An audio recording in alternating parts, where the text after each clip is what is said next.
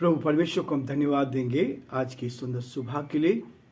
आज बुधवार है, हम प्रभु को धन्यवाद देंगे कि आज बुधवार के दिन तक प्रभु ने हमें संभाला, उसके अनुग्रह की दृष्टि हम पर रही और आज का दिन देखने का ये मौका मिला। इसलिए आज लिविंग क्रिश्चियन मूवमेंट फेलोशिप की ओर से, इस मिनिस्ट्री की ओर से आप सभी का स्वागत है, वेलकम है। और मैं धन्यवाद देना चाहूँगा कि आपका बहुत बड़ा योगदान हमें बराबर मिल रहा है। आप इस डिवोशन को शेयर कर रहे हैं, सुन रहे हैं, दूसरों को भी भेज रहे हैं। प्रभु आपको बहुत आशीष दे। हमारी यही दुआ है कि प्रभु का हाथ आप सब पर और आपके परिवार पर बना रहे, ताकि आप आगे बढ़ें और प्रभु की महिमा कर सकें। प्रियो, आज के दिन की शुरुआत हम प्रभु के इस वचन के साथ करना चाहते हैं, ताकि वचन हमारे जीवन में कार्य करे और इस वचन पर हम विश्वास करें और ये वचन बहुतों के लिए आशीष का कारण बन सके। हम आज पढ़ेंगे प्रकाशित वाक्य उसका 13वां अध्याय और उसके 10 पद से लेकर 14 पद तक, जिस पशु के बारे में हम सीख रहे थे। 2 पशुओं के बारे में थी। एक पशु के बारे में हमने कल देखा था और आज हम इस पशु के बारे में, दूसरे पशु के बारे में देखने का प्रयास करेंगे। जिसको कैद में पड़ना है वो कैद में पड़ेगा, जो तलवार से मरेगा अवश्य है कि वह तलवार से मारा जाएगा। पवित्र लोग का धीरज और विश्वास इसी में है। फिर मैंने एक और पशु को पृथ्वी में से निकलते हुए देखा। उसके मेमने के 2 सींग थे और वह अजगर के समान बोलता था। वह उस पहले पशु का सारा अधिकार उसके सामने काम में लाता था और पृथ्वी और उसके रहने वालों से उस पहले पशु की, जिसका प्राण घातक घाव अच्छा हो गया था, पूजा कराता था। वह बड़े बड़े चिन्ह दिखाता था, यहाँ तक कि मनुष्य के सामने स्वर्ग से पृथ्वी पर आग बरसा देता था।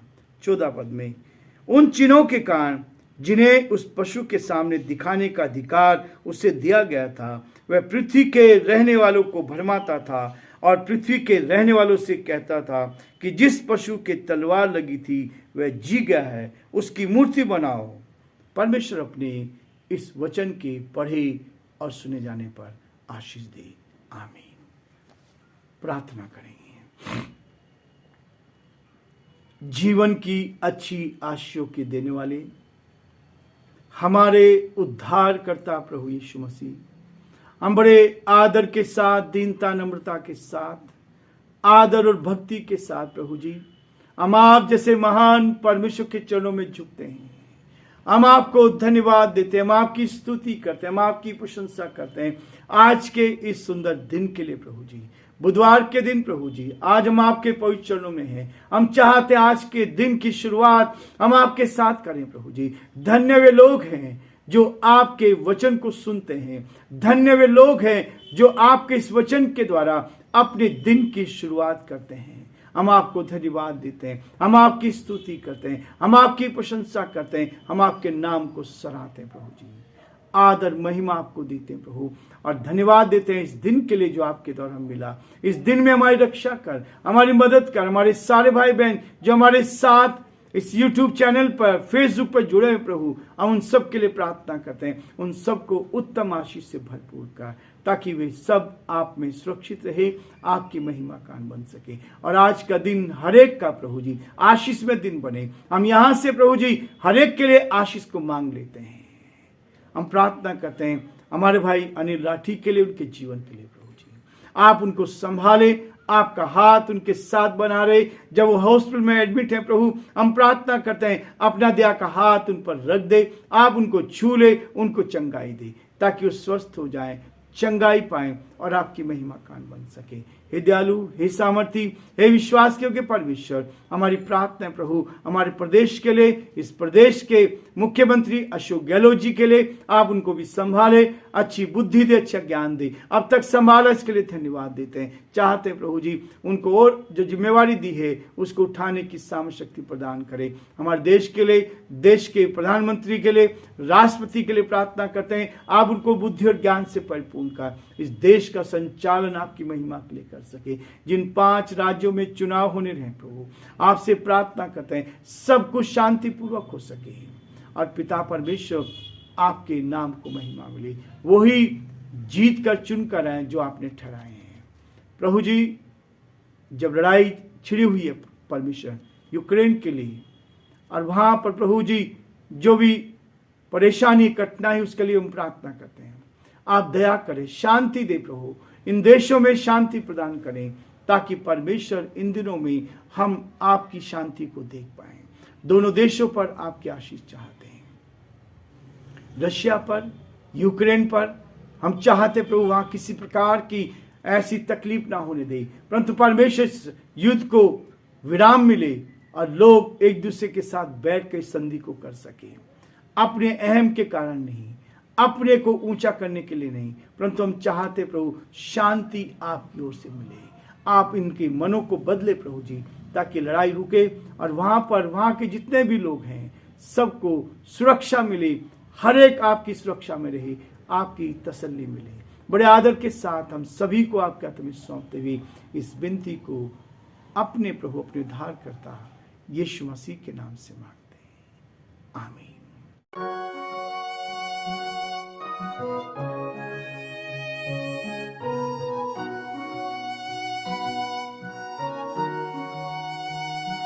कलवरी के पास खड़ा हो,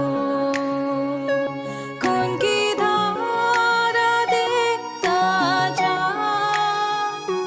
तेरे पापों का यही दाम दिया है मसीह यीशु ने।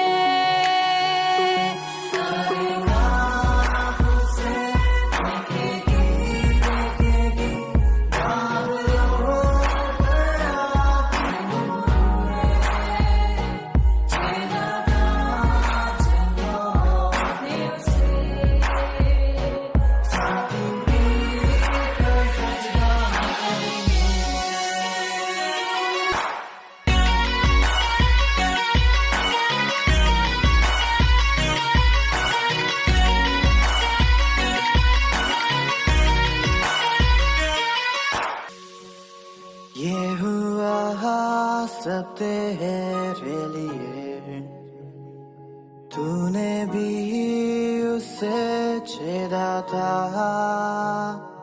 फिर भी प्यार से वो बोला था, जाता क्यों नहीं तू उसके पास, फिर भी प्यार से वो बोला था, जाता क्यों नहीं तू उसके पास।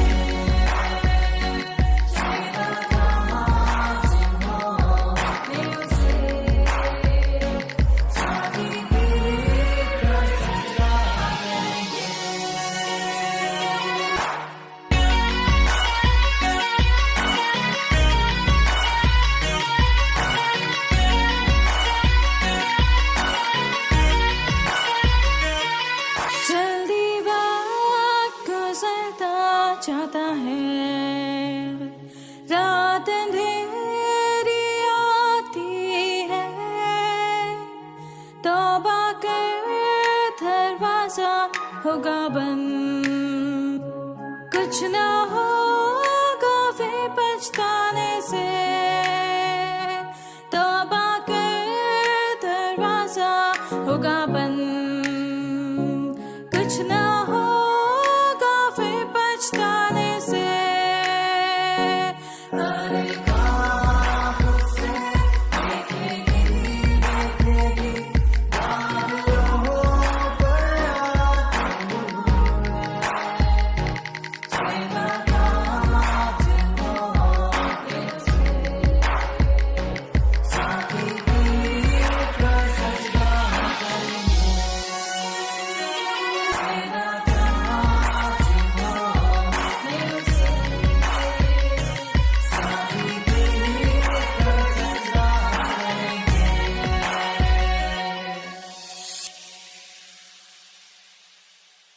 प्रियो, पहले पशु को अधिकार दिया गया था कि वो परमेश्वर की निंदा करे, परमेश्वर के लोगों की निंदा करें। और आज फिर से हम इस बात को देखेंगे कि इस निंदा के लिए उसको अधिकार दिया गया था। जिनका नाम जीवन की पुस्तक में लिखा हुआ नहीं हुआ, वो उस पशु की पूजा करेंगे। जिसके कान वे सुन ले कि आत्मा कलीसिया से या लोगों से क्या कहता है। 10 पद कहता है, जिसको कैद में पड़ना वे कैद में पड़ेगा। प्रियो, ये निश्चित है, परमेश्वर ने ठहरा है, सच्चाई पे चलने के कारण बहुत सारे लोगों को जेल खानों में, कैद में डाल दिया जाएगा। यीशु मसीह के साथ भी ऐसा हुआ, उसके चेलों के साथ भी ऐसा हुआ। लोगों ने सच्चाई का वो प्रचार करते थे, सत्य को वो लोगों को बताते थे, और उसके विरोध में उनको जेल खानों में डाल दिया गया। जिसको कैद में पड़ना है वह कैद में पड़ेगा, जो तलवार से मरेगा अवश्य है कि वह तलवार से मारा जाएगा।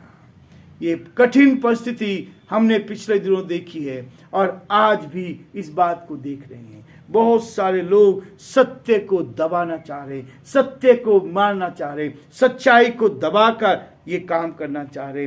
पवित्र लोग का धीरज और विश्वास इसी में है। जो पवित्रता का जीवन जिएंगे, जो उस परमेश्वर की, इस परमात्मा की बात जो रहे हैं, जो उसकी ओर देख रहे हैं, उनके लिए ये बहुत ही आनंद की बात है। जो धीरज से बाट जोता है, विश्वासियों का धीरज इसी में है, पवित्र लोग का धीरज इसी में है। जो पवित्रता का जीवन, धार्मिकता का जीवन जी रहे हैं, जो समझौता नहीं कर रहे हैं, विश्वास इसी में है। विश्वास की कसौटी, धन्य वे हैं जो अपने विश्वास को बनाए रखते हैं। चाहे परेशानी कितने भी क्यों ना आ जाए, वो सत्य के मार्ग से नहीं हटेंगे। लेकिन यहाँ फिर से जब ये सब चीज होने वाली थी, लोगों को मरवा दिया गया, जेल में डाल दिया गया और तलवार से मार दिया गया, फिर भी पवित्र लोग धीरज से उसकी बाट जोते रहे। 11 पद में कहता है, फिर मैंने एक और पशु को पृथ्वी में से निकलते हुए देखा, उसके मेमने के से 2 सींग थे और वह अजगर के समान बोलता था। इससे पहले पशु को अधिकार दिया गया कि वो पृथ्वी के रहने वालों को क्या करे, उनकी निंदा करे, और ना कि निंदा करे परंतु घमंड से बोले, घमंड की बातें करे। लेकिन ये दूसरा पशु जो था, इस पशु को, फिर मैंने एक और पशु को पृथ्वी में से निकलते हुए देखा, उसे मेमने के से 2 सींग थी, उसको 2 सींग दिए गए थे और वह अजगर के समान बोलता था। अजगर के समान, शैतान जो हमेशा परमेश्वर के, इस परमात्मा के विरोध में काम करता है, इस पृथ्वी पर रहने वाले निवासियों को भरमाता है, इस पृथ्वी पर रहने वाले लोगों को ईश्वर की संगति से अलग करता है, उसे अजगर के समान बोलने का अधिकार दिया गया।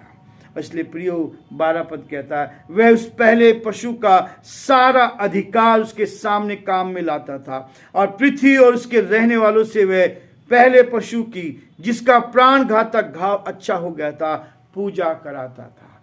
पहला पशु जो था वो निंदा करता था, पहला पशु जो था पवित्र लोगों को क्या करता था, उनको तलवार से मारता था। ये दूसरा पशु फिर से आया है, ये शैतान, अजगर का, शैतान की भाषा बोलता था, शैतान का अधिकार उससे दिया गया था, और ना केवल अधिकार दिया गया था परंतु वह उस पशु का जिसका घाव सही हो गया था, उसकी पूजा कराता था। लोगों को कहता था इस पशु की पूजा करो।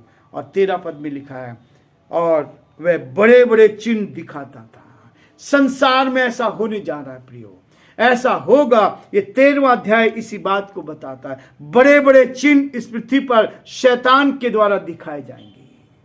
बहुत सारे लोग भ्रमित हो जाएंगे, बहुत सारे लोग विचलित हो जाएंगे, और इसलिए सच्चाई को छोड़कर, यहाँ लिखा है उसको बड़े बड़े चिन्ह दिखाता था, यहां तक कि मनुष्य के सामने स्वर्ग से पृथ्वी पर आग बरसा देता था। सारे लोग भ्रमित होंगे। केवल वे लोग जिनको पता है, इस वचन में पहले से लिख दिया गया है, जो विश्वास से जीवन जी रहे हैं, जो प्रभु के यीशु मसीह के साथ चल रहे हैं, जिनका नाम जीवन की पुस्तक में है, वो भ्रमित नहीं होंगे। जो सच्चाई को लेकर चल रहे हैं, उनको पहले से पता है कि ऐसा होगा, इसलिए वो पूजा नहीं करेंगे। इस परिस्थिति में वो देख रहे हैं स्वर्ग से पृथ्वी पर आग बरसा देगा। झूठा निंदा करने वाला, परमेश्वर के लोगों के विरोध में काम करने वाला, ऐसा पशु जिसकी पूजा दुनिया के लोग करेंगे, और न केवल करेंगे परंतु वो चिन्ह दिखाना शुरू करेगा, आकाश से आग बरसा देगा।